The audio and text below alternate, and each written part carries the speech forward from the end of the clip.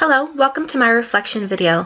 My name is Nikki Parkin and I'm a candidate for a Master of Educational Technology degree from Boise State University.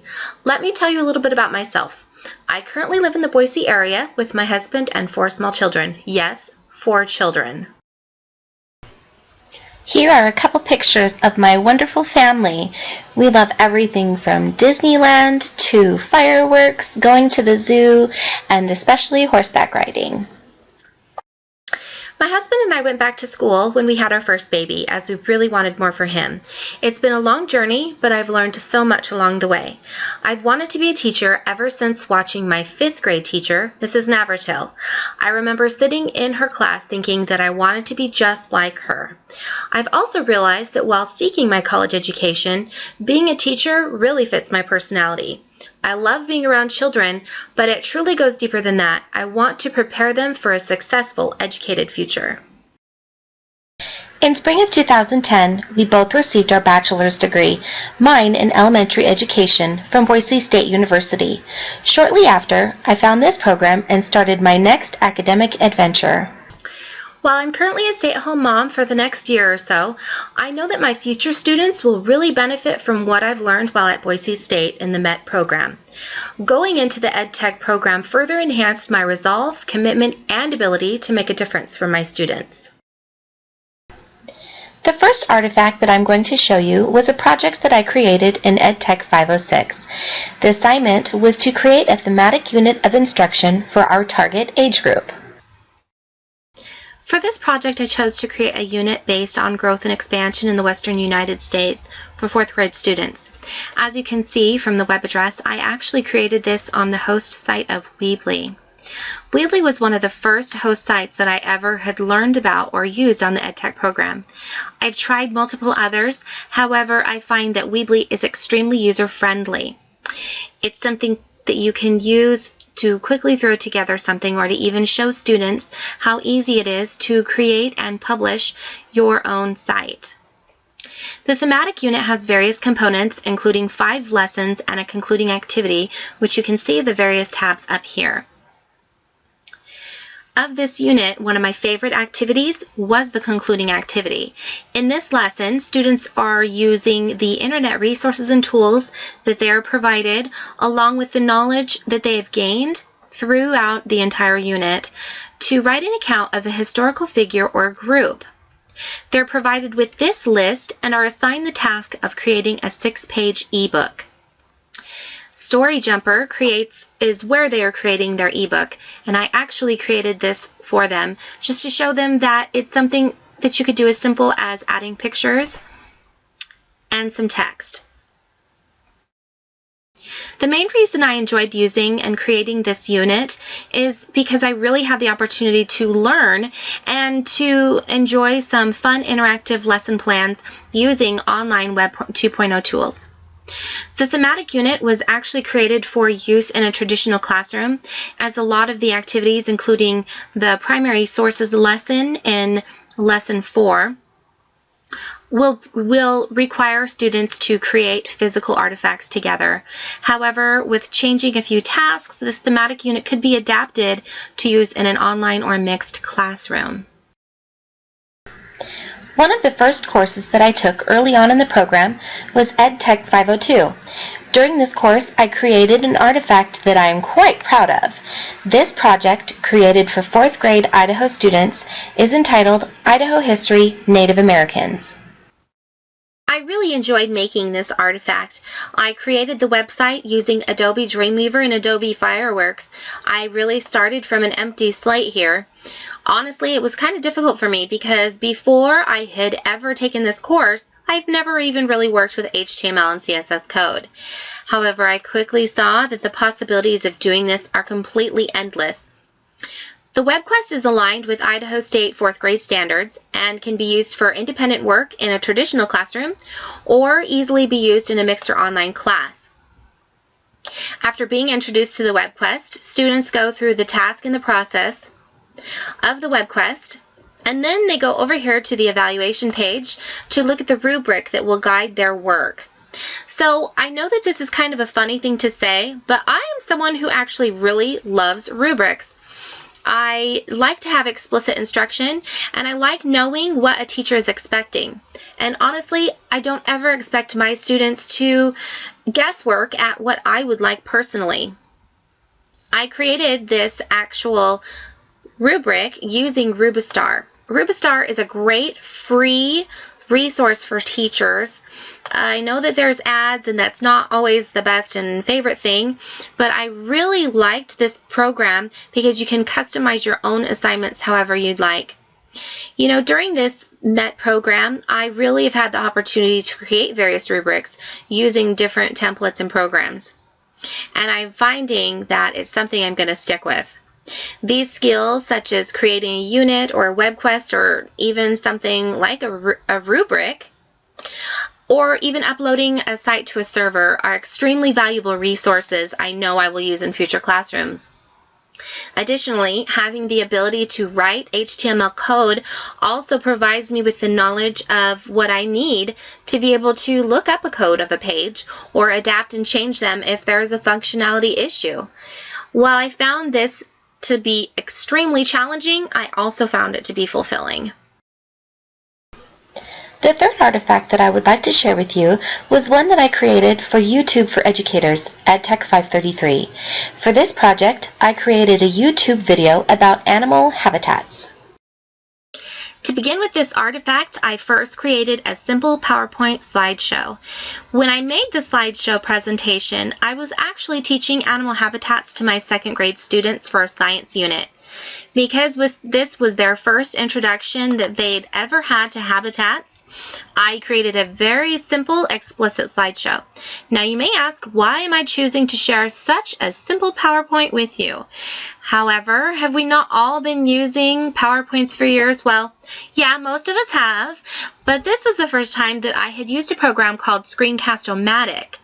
This screen recording software is free, online, and doesn't require any downloads. It has the ability and the option to download, but it's not necessary.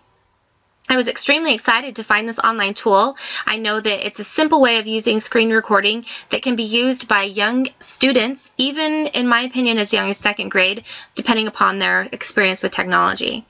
I know that in the future I will want students to have the ability to make a screencast recording. I can especially see this beneficial in an online course when my student is having a difficult time with a project or program.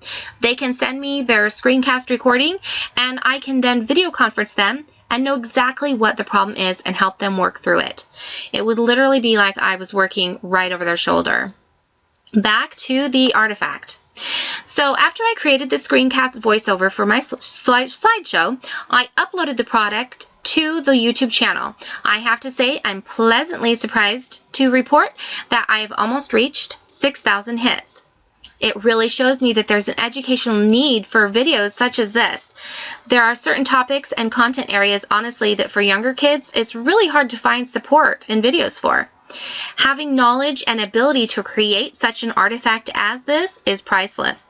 Not only do I have the knowledge to create technological support for my teaching, but by creating my own videos, I can also control the content that my students are seeing and tailor the information to my specific needs and purposes for my students.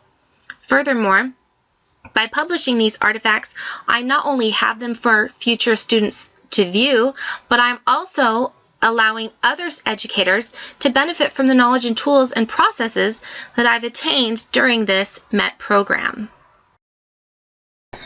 The fourth artifact was another video that I created for EdTech 533, and I have to say that I love the various media that I compiled for this specific video. This artifact highlights the life of our past president, Abraham Lincoln. In the video that I created here, it was to be used in grades 3 through 5, and I started with a clip of our current president, Barack Obama, discussing the respect that he has for our former president and the Emancipation Proclamation. Following a short live sketch with images and video clips, the video is concluded with a clip of our former president, George Bush Jr., where he also discusses the positive contributions of President Abraham Lincoln. The reason that this artifact really stuck out in my mind was because of the media tools that I used to create it.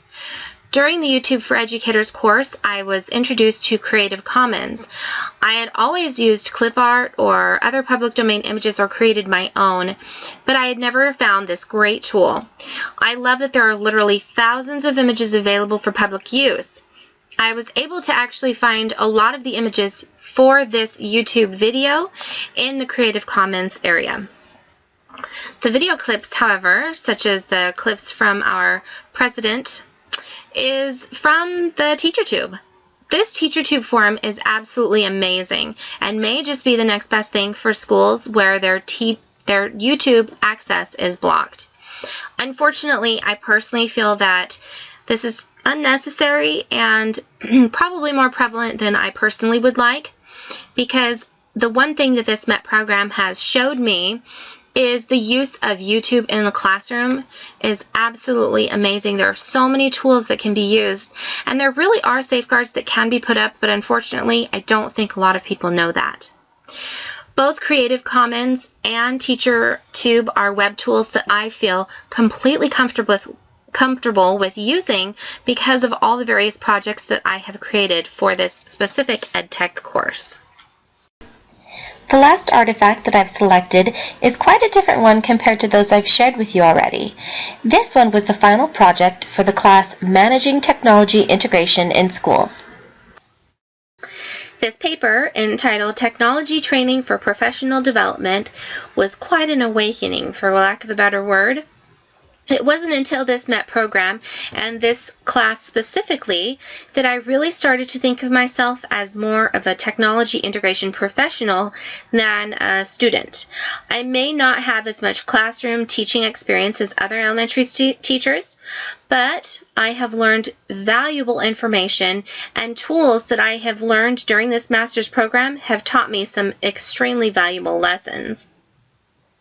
Creating this technology training program is definitely something that I can see doing with my future colleagues.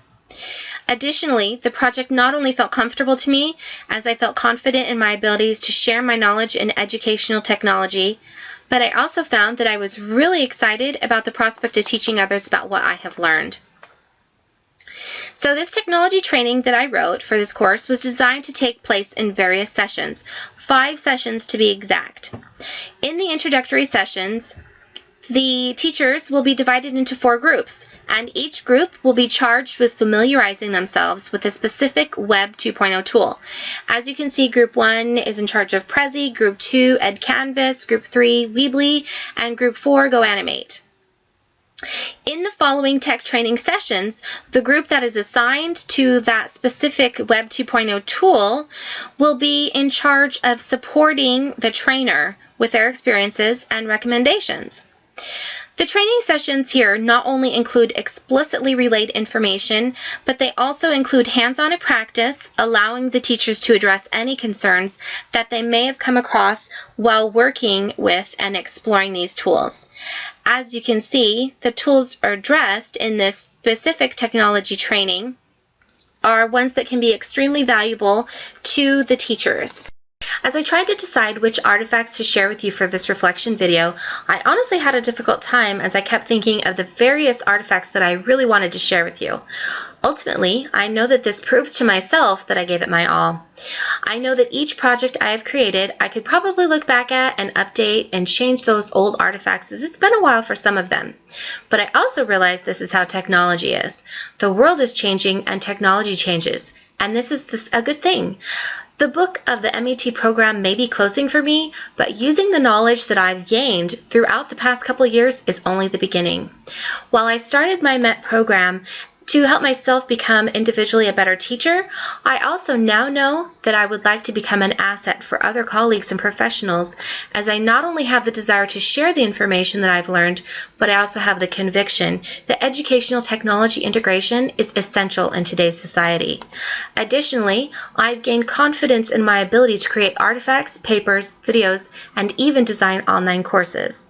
By implementing these skills and tools that I have learned, I know that I can not only become a better teacher, but more importantly, I know that my students will be far more successful in their own academic adventures. I'll leave with you a personal quote from my synthesis paper for EdTech 501. While further research on the benefits of technology is essential and highly recommended, there is irrefutable evidence that points to one conclusion. The benefits and effectiveness of implementing technology is far too valuable to be left out of any classroom. Thank you for your time and consideration.